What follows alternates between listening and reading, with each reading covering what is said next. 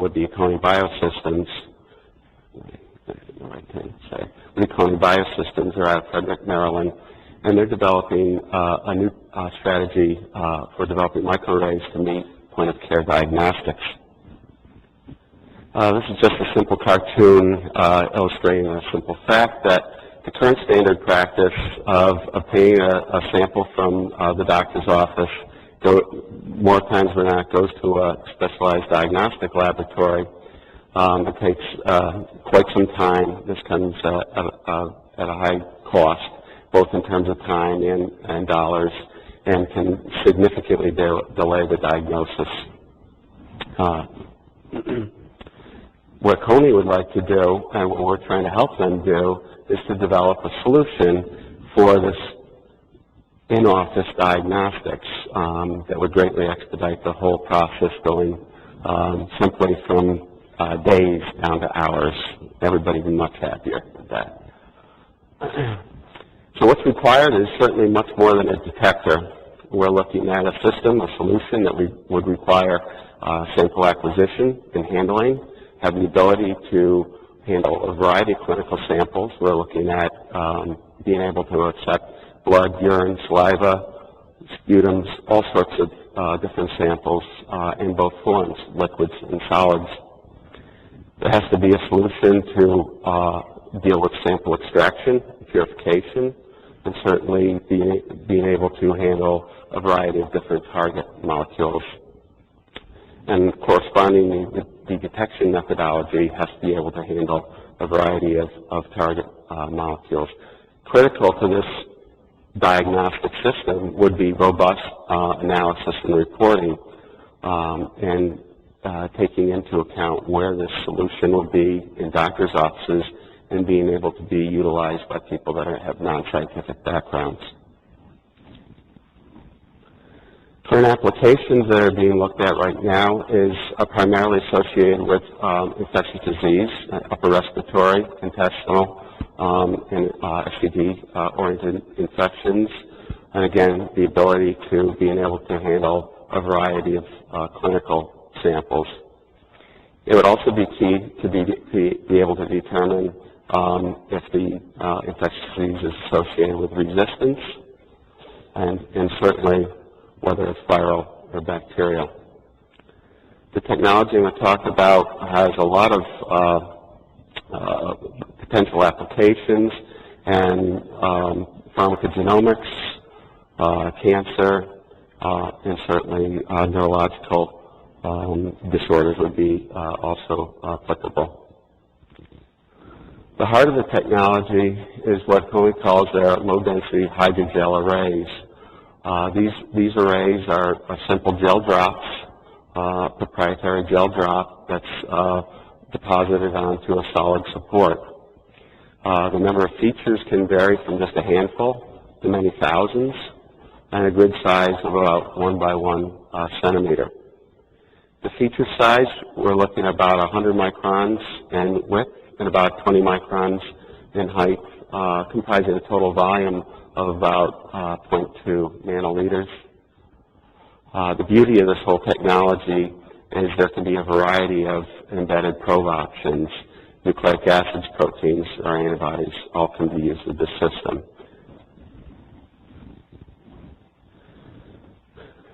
As I said, the manufacturing, or the beauty of the technology is one manufacturing, one technology platform is capable of being used with a variety of target molecules.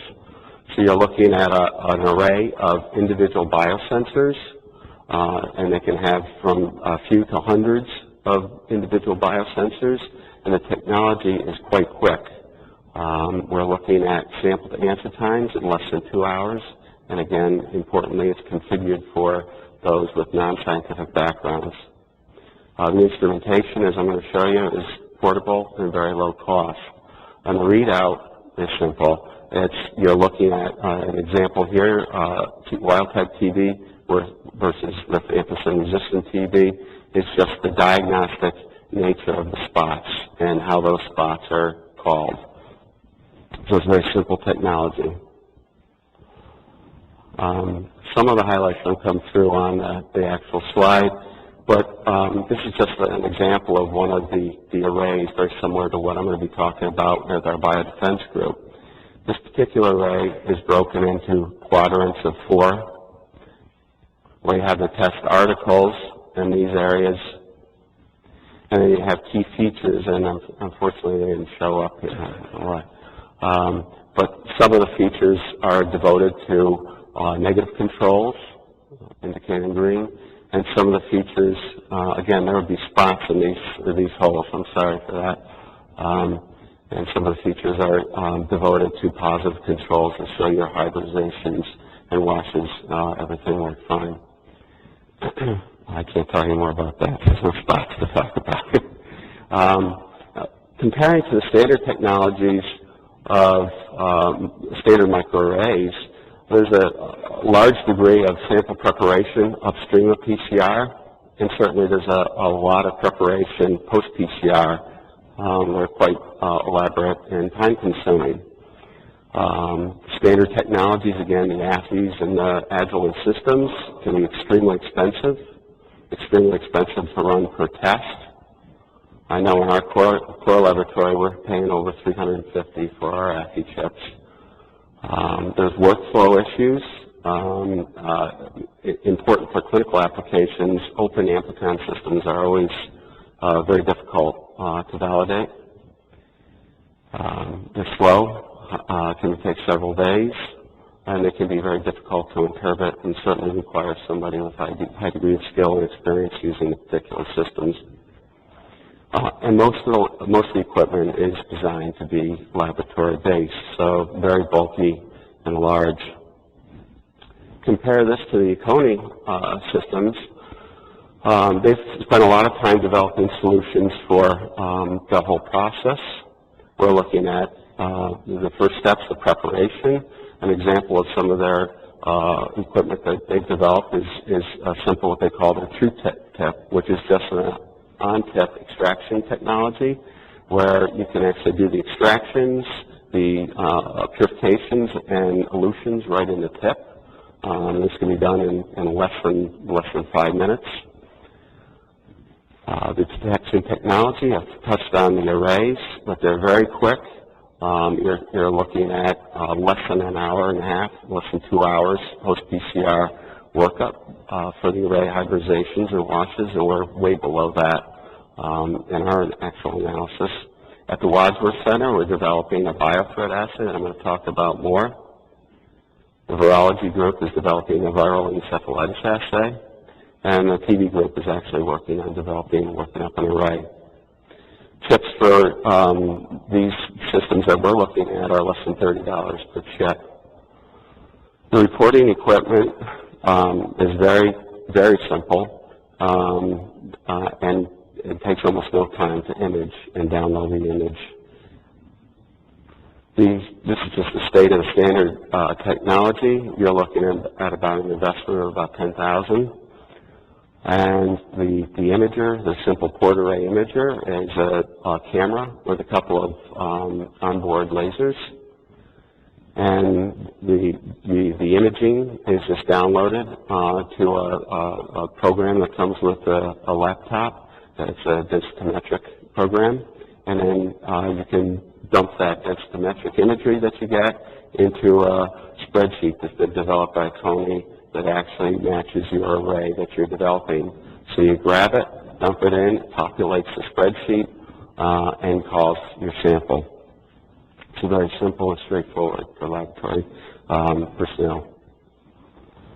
So I'm going to talk about now a brief application to some of the technology. We're looking at developing microarrays for the biodefense group. Our arrays feature 20 different features that have various combinations of targets to select agents from this list. We've developed a probe system where we're using DNA probes ranging in size from 25 to 30 MERS. And our PCR assays that we've developed, the amplicons are all in the range from just over 100 to about 150. similar to the amplicon size that you develop for real-time assays.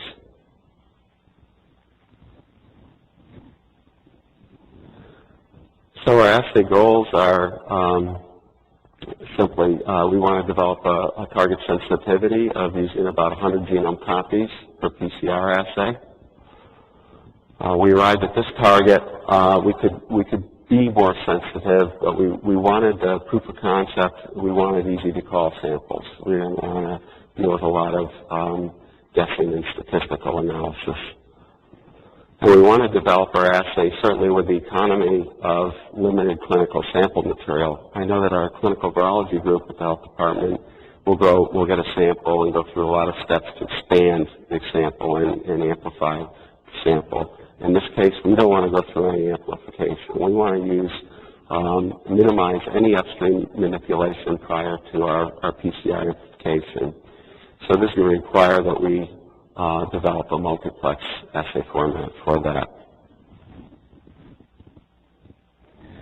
So the process overview. I'll just walk you through the standard technology of how the workflow would work. As I said, you develop a PCR assay. Again, amplicon size, similar to what you would develop for a real-time assay, between 100 and 150 base pairs. In this case, one of the primer pairs has a 5' psi label on it. Important for this application in doing these downstream polymerizations, we found it was very important to do a asymmetrical PCR. The other strands we found to be highly inhibitory to the process and really will diminish the signal when you get to the hybridization step. So any loss that you have in developing an asymmetrical assay in terms of actual amplicon amounts, this is the gain in signal far outweighs any of those losses. You can run the assay in either standard format, one primer pair for a particular target, or as I said, multiplex is really the way to go in developing an assay to minimize number of reactions. Once your amplicon is generated, I can go through a very quick solubilization and denaturation step, and then you apply it to the array for hybridization. This takes, we're down to less than 30 minutes, 10-minute wash, and then a download for the data analysis in just minutes. This looks like a complicated chart here, but it's pretty simple. What this is in validating our single target assays, I just want to give you an example of some of the data that we're generating as far as the robustness of the signal. So this is just a pile-up graph of 17 different single target assays. So on the x-axis, you're looking at the array feature. Okay, so an example here would be a ricin target. Number 2 is also a ricin target. Number 3 is an orthopox virus target. The y-axis, you're looking at the signal, densitometric signal that we receive from the downloading the data. In looking at this, the diagonal that's formed is where the target and the assay align. So this diagonal would be positives for those, and these other samples you're looking at just the background. So very robust assay, certainly in these singleplex assays.